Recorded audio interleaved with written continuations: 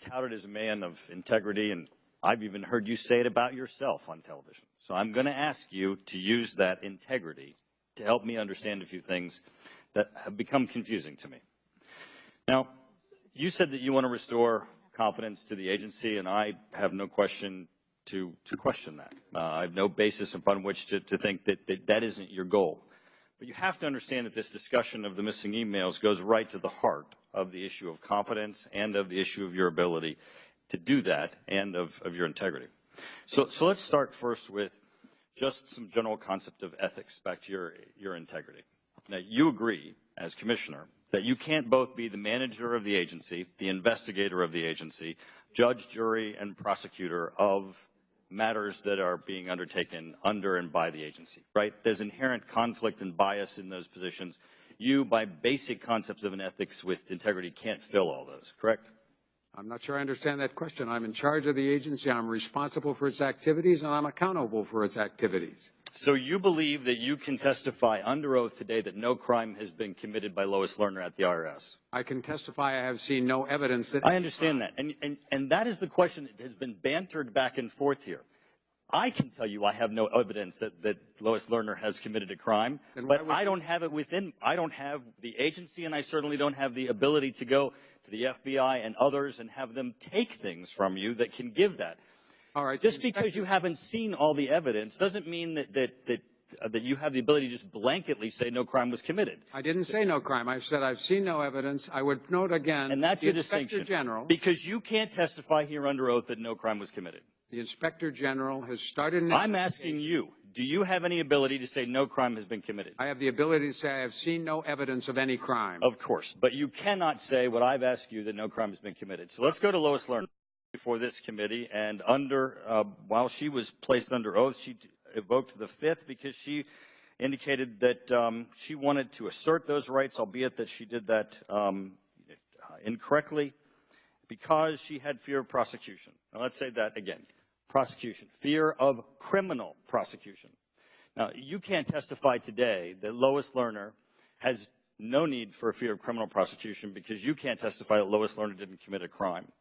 Now, here's what I'm concerned about, since you are a man who's placed before us with integrity.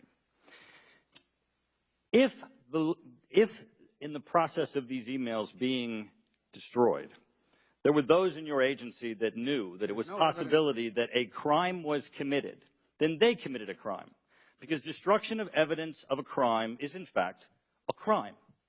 And you can't testify today that no one, that there was no crime committed in the destruction of her emails, right? You can only say you have no evidence of a crime having been committed in the destruction of these emails, right? I have no evidence whether she beat her dog, whether she beat children. I have no evidence of a whole series of things. Right.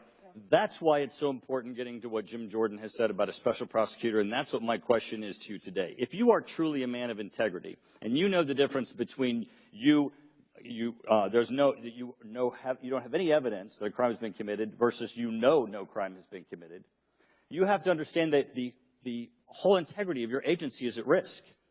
You possibly have people at the IRS who are committing crimes, and they're not being held accountable.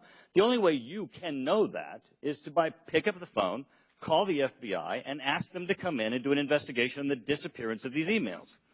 So my question to you is, will you call the FBI and ask them to come in and investigate these missing emails that their destruction could possibly have been a crime? At this time, the Inspector General, an independent agency not controlled by, started an investigation. They are not a criminal investigating agency. They are actually capable of doing criminal investigations as well as civil. They make recommendations. Will you call the FBI, because the integrity of your agency is absolutely at stake? We have Lois Lerner having invoked the Fifth in front of this committee, indicating that she's fearful of criminal prosecution, which should be enough for you, a man of integrity, to pause and think, maybe crimes were committed within my agency, and now that these emails are missing, maybe someone not of integrity committed a crime in destroying them. You should call the FBI. You should call for a special prosecutor.